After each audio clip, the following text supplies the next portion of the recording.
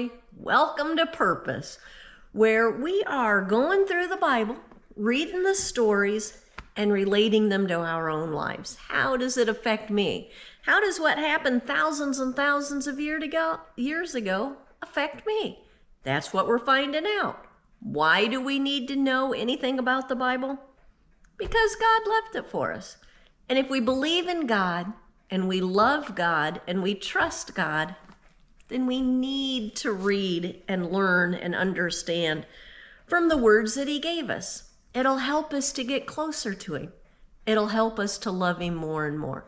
And the more we love God, the more we're going to love other people, the more peace we're going to have in our lives. Even when there's a crazy tornado of stuff going on around us, we'll have more peace in our lives if we can get closer and closer to God. At least that's what I'm hoping.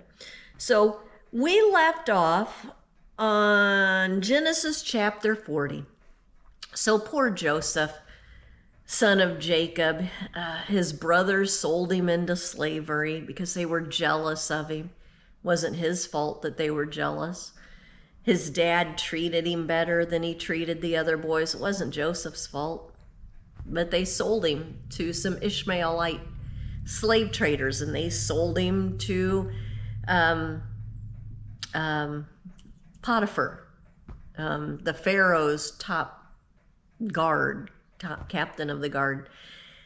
And he ended up really trusting Joseph and loving Joseph, and he let Joseph run his whole household. And then his wife wanted to have an affair with him. Joseph wasn't going to have anything to do with that. She lied, told Potiphar Joseph was attacking her. He got kicked out. So again, it's not his fault. He didn't do anything wrong. Joseph's doing everything right, and he keeps getting punished. He keeps having bad things happen to him. So Potiphar throws him in jail. He ended up spending 13 years in an Egyptian jail. Can't be a good place to live. Living conditions had to be horrible. The stench, the filth, the food, everything. Imagine your worst nightmare. That's what his life was like. But Joseph has a way of finding peace wherever he's at. He may not be happy, but he finds peace. And I think the only way he can do that is because he's getting closer and closer to God. He's spending a lot of time with God while he's in this prison. And the guy in charge of the prison let Joseph be in charge of a lot of the prisoners. You know, he took care of a lot of the things in the jail. In fact, 2 of Pharaoh's servants were tossed into jail, his chief butler and his chief chef. And the jailer person told Joseph, hey, take care of them. You know, do whatever you do with them. Put them where you want them and take care of them. So Joseph did. Both of those servants had a dream one night, and it must have really upset them. They didn't understand the dream. And so Joseph saw them the next morning, and they were really troubled because of this dream. And this just cracks me up. He said, why are your faces downcast today? They're in prison. Maybe that's why their faces are downcast. Not Joseph.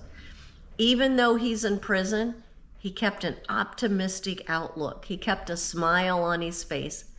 I don't think I could have done that. I'd like to strive to do that when my life is just stinko and everything's going wrong. I'd like to be able to still keep a smile on my face. It's tough. And I think the only way Joseph could keep that smile is with God's help. I think God put peace in his heart because he knew Joseph was innocent. He knew he hadn't done anything wrong. Joseph was not getting angry and resentful and mean and bitter, which he could have, because all these things are happening and it's not fair. But he didn't. And so God touched his heart and gave him peace, even though his life was not going well. And so they said, we had these awful dreams. And Joseph said, well, tell me about your dreams. So the chief butler told him his dream. And he said that he had these 3 branches. Well, there was a vine with 3 branches. And as soon as it started to blossom, these grapes came out of it. And he took the grapes and he pressed them and he put them in Pharaoh's cup and he was serving Pharaoh. And Joseph said, oh, well, in 3 days, Pharaoh is going to lift you up and get you out of here. But I beg you, remember me. When you go back to Pharaoh, remember me. Get me out of here. I was stolen from my land with the Hebrews. I was brought here as a slave. I was thrown in this prison. None of it was my fault. Remember me. Help me. Get me out of here. So you know he's not happy. Even if he's got a smile on his face, even if he might have peace in his heart, he's not happy. And he's praying every day that he can get out of this prison and get back to his family. So he asked the chief butler, remember me to Pharaoh when you get out of here.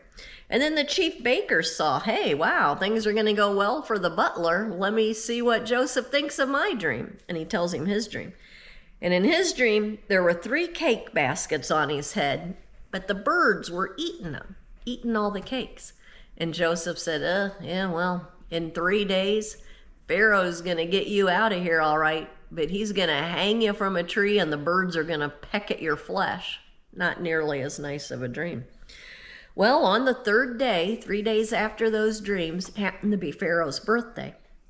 And sure enough, he got the chief butler out of prison and he went back to serving Pharaoh. Probably very grateful for that.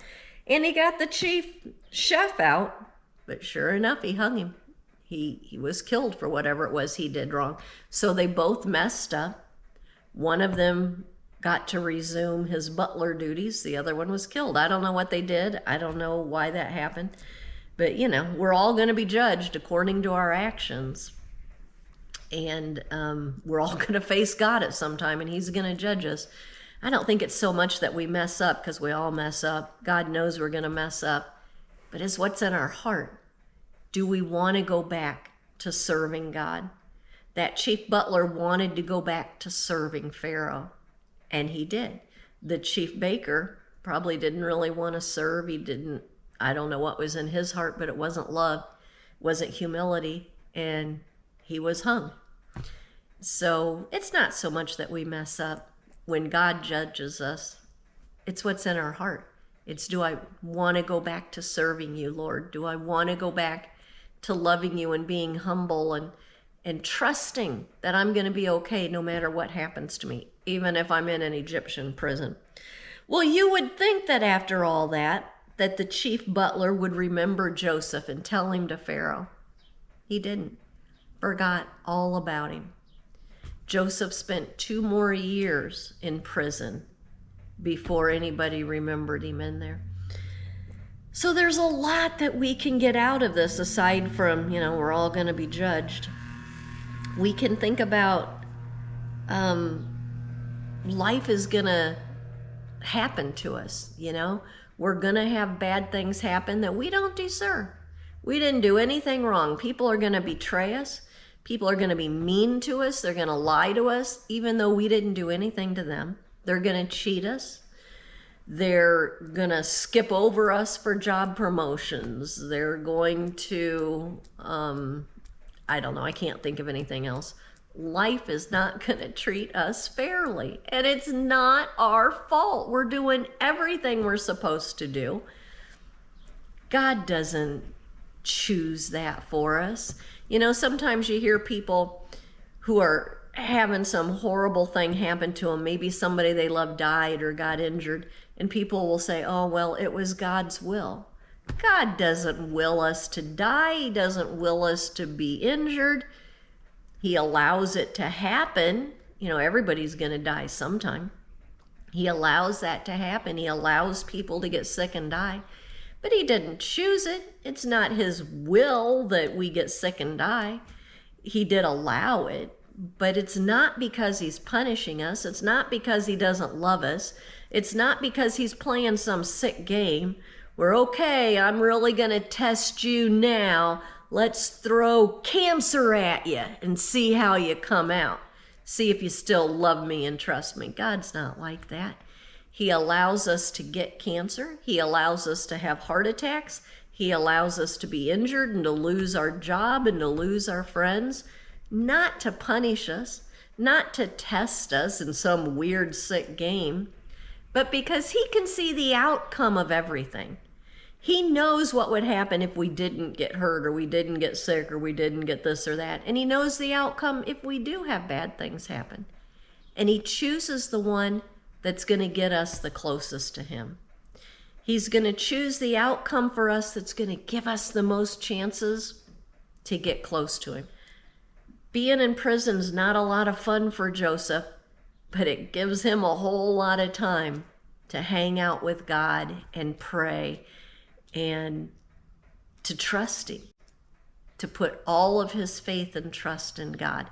Maybe he couldn't have done that back home with these brothers, who knows? But I do know God will take a bad situation and he can make it better. All we have to do is ask him. He will take the worst thing that happened to us and he can make it better. He can make something good come out of that. He will always make something good come out of something bad if we go to him with it. So this is just tough stuff, you know? It's hard when bad things happen to us and we didn't do anything wrong, when we're doing the best we can. It hurts when our family and our friends and our loved ones are going through a rough time. And I'm not at a place, I'm not close enough to God yet where I can have peace in my heart no matter what's going on around me. I'm better now than I was 20 years ago. But I'm still a work in progress. If my family's really upset and suffering, I'm going to be upset and suffering. I'm not at a place where I can just find peace no matter what the tornado going around me is. I can't keep a smile on my face all the time like Joseph did, but I can aim for it. I can keep trying. How do I do that? I'll tell you what I do. I think every morning and every night when I go to bed, I think about what's bothering me today, what's got me worried, what's got me stressed, what's got me upset. And then I tell God, I'm giving this to you. I can't carry this. This is too much for me. Take it from me. And I trust you, no matter how it turns out, I will be okay. And I might have to say that like 6,000 times in a day. It depends on how stressed I am or how worried or how angry or whatever.